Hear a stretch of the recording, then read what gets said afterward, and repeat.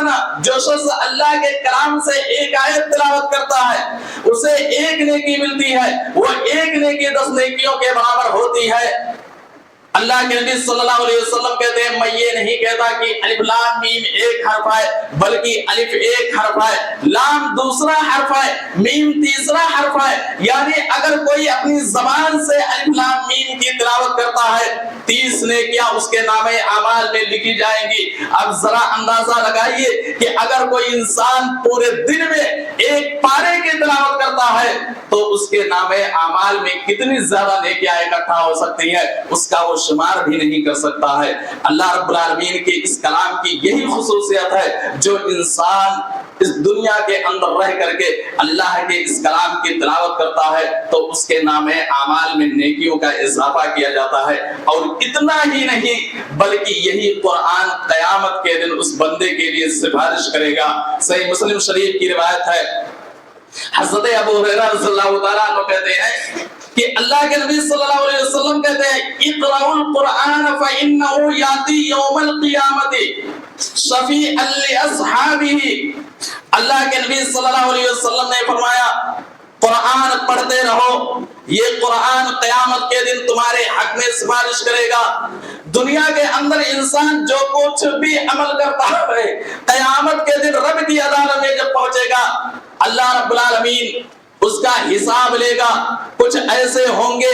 جن کی نیکیاں زیادہ ہوں گی، گناہ کم ہوں گے، کچھ ایسے بھی ہوں گے جن کے گناہ زیادہ ہوں گے لیکن نیکیاں کم پڑ جائیں گی۔ بندہ یہ سوچے گا چلو اپنے رشتہ داروں سے مانگ لیتے ہیں، باپ اپنے بیٹے کے پاس آ کر کے کہے گا بیٹا دنیا کے اندر میں تیری ہی خاطر بہت ہی محنت کیا کرتا تھا، پراپرٹی بنایا تھا، سب کچھ بنایا تھا، آج میرے اعمال میں نیکیاں گھٹ رہی ہیں، میرے بیٹے تو مجھے نیکیاں دے دے۔ بیٹا نیکیاں دینے سے انکار کر دے گا۔ ماں اپنے بیٹے کے پاس آئے گی، کہے گی بیٹا دنیا کے اندر میں تجھ سے بہت زیادہ محبت کیا کرتی تھی، تو وہ تھا جو رات کی تاریکی میں بستر پر پیشاب کر دیا کرتا تھا، میں گیلے بستر پر سو جایا کرتی تھی، رات کے اندھیرے میں جب تو کھانے یا پینے کی چیزوں کو طلب کیا کرتا تھا میں اٹھ کر کے وہ چیزیں حاصل کر دیا کرتی تھی۔ اے میرے بیٹے آج میرے لیے نیکیاں گھٹ رہی ہیں، نیکیاں تو مجھے دے دے۔ بیٹا انکار کر دے گا، نہ بیٹا ماں کو نیکی دے گا، نہ ماں بیٹے کو نیکی دے گی، نہ باپ اپنے بیٹے کو نیکی دے گا، نہ بیٹا اپنے باپ کو نیکی دے گا۔ وہ رشتہ جو اس دنیا کے اندر جناب محمد رسول اللہ صلی اللہ علیہ وسلم نے سب سے پاکیزہ رشتہ بتلایا، شوہر اور بیوی کا رشتہ، جو اس کائنات کے اندر سب سے پہلا رشتہ شوہر اور بیوی کا رشتہ قائم ہوا تھا، وہ شوہر اور بیوی ایک دوسرے کے لیے ایک دوسرے کو نیکی دینے کے لیے تیار نہ ہوں گے، وہاں ایک دوسرے سے چہرہ پھیر لیں گے۔ قرآن کہتا ہے یوم یفر المرء من اخیہ وامہ وابیہ وصاحبتہ وبنیہ، قیامت کے دن باپ بیٹے سے بھاگے گا، بھائی بھائی سے نفرت کرے گا، شوہر بیوی سے الگ تھلگ ہو جائے گا، بیوی اپنے شوہر سے جدا ہو جائے گی، کوئی رشتہ دار کسی کے کام نہ آئے گا۔ ایسی صورت میں یہ قرآن جو ہم نے رات کے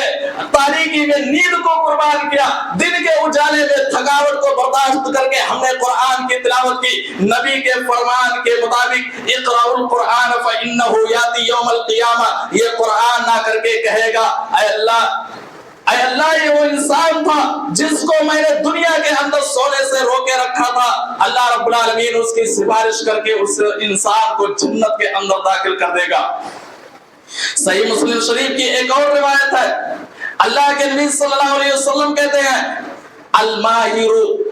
بالقرآن مع السفرۃ الکرام بررہ، قرآن کا ماہر انسان، اچھے طریقے سے پڑھنے والا انسان جو قرآن کو اچھے طریقے سے پڑھتا ہے، تجوید کے ساتھ پڑھتا ہے، اچھے طریقے سے پڑھتا ہے، نبی اکرم صلی اللہ علیہ وسلم کی یہ حدیث بتلا رہی ہے کہ قیامت کے دن وہ انسان معزز فرشتوں کے ساتھ ہوگا،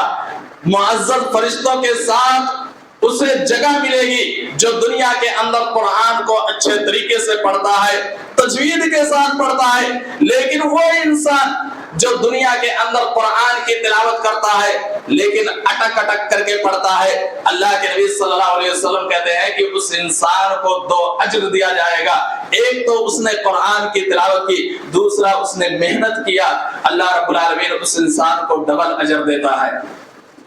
تو قرآن کی تلاوت کرو گے، یہ قرآن تمہارے نامہ اعمال میں نیکیوں کا اضافہ کرے گی، اور ساتھ ہی ساتھ قیامت کے دن یہ تمہارے لیے سفارش بھی کرے گی۔ اللہ رب العالمین کا یہ کلام دل کی بیماریوں کو بھی دور کرنے والا ہے۔ دل کے اندر جو حسد، بغض، کینہ، کپٹ اور ساری چیزیں پائی جاتی ہیں، ان تمام چیزوں کو یہ نکال دیتی ہے۔ یا جسمانی بیماریاں جو پائی جاتی ہیں، ان بیماریوں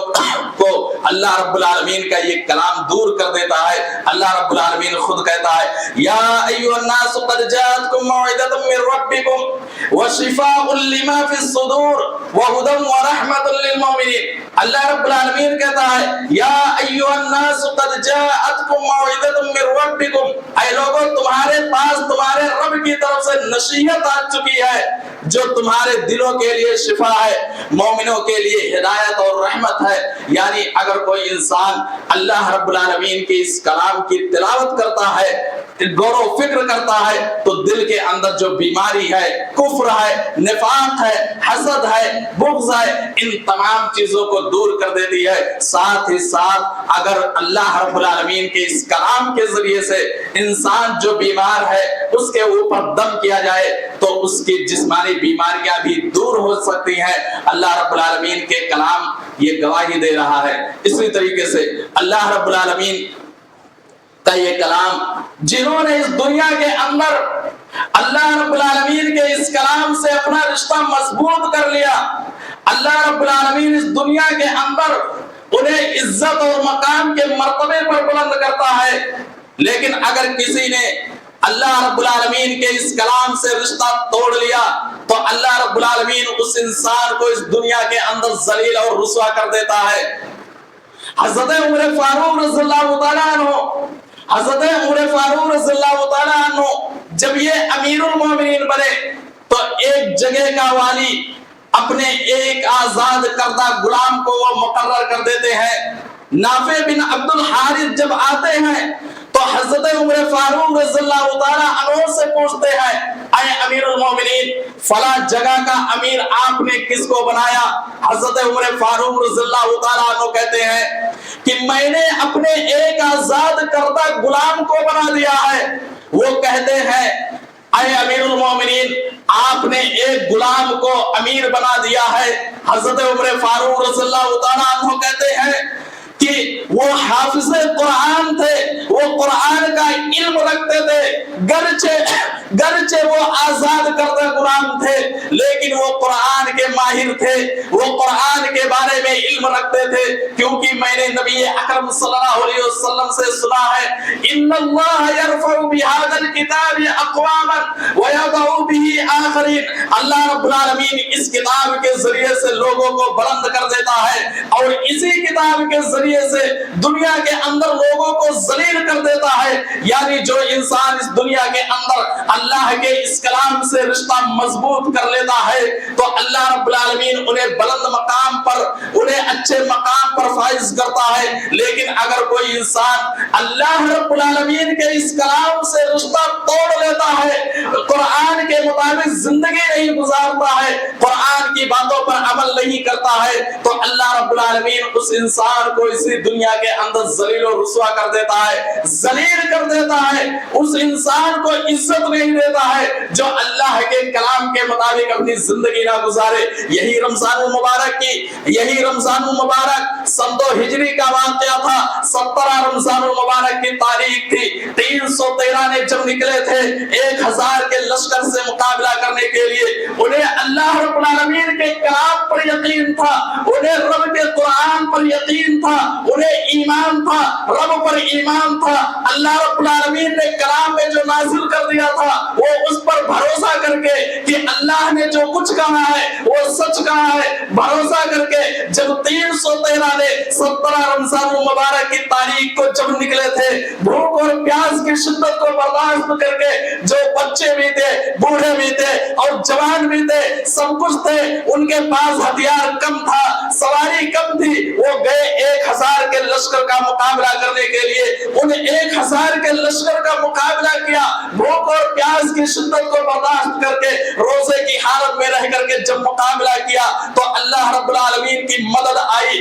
और उन्हीं मुसलमानों ने 313 ने 1000 के लश्कर को तहस नहस कर दिया। ये वो लोग थे जिन्होंने कुरान को अपने दिल से लगा लिया था, उन्हें कुरान पर यकीन था, उन्हें अल्लाह रब्बुल आलमीन के कलाम पर यकीन था, रब ने मदद की, अल्लाह रब्बुल आलमीन ने उन्हें इज्जत दिया, मकाम दिया। इसीलिए नबी ने कहा इन्नल्लाह यरफउ बिहादल किताबी अक़वामन, जब दुनिया के अंदर रब के इस कुरान को पकड़ लोगे, मजबूती से थाम लोगे, दुनिया के अंदर तुम्हें इज्जत मिल जाएगी। लेकिन याद रखो, अगर कुरान के खिलाफ जिंदगी गुजारोगे, दुनिया के अंदर जलील हो जाओगे, सारी कौमें तुम्हारे ऊपर टूट पड़ेगी, तुम्हारा कोई पुरसाने हाल नहीं होगा, तुम्हें इसी दुनिया के अंदर जलील कर दिया जाएगा। इज्जत चाहते हो, मकाम चाहते हो, रब के इस कुरान के मुताबिक अमल करो, इज्जत मिलेगी, क़यामत के दिन तुम्हें जन्नत मिलेगी। अगर अल्लाह रब्बुल आलमीन के इस फरमान के मुताबिक जिंदगी गुजारो,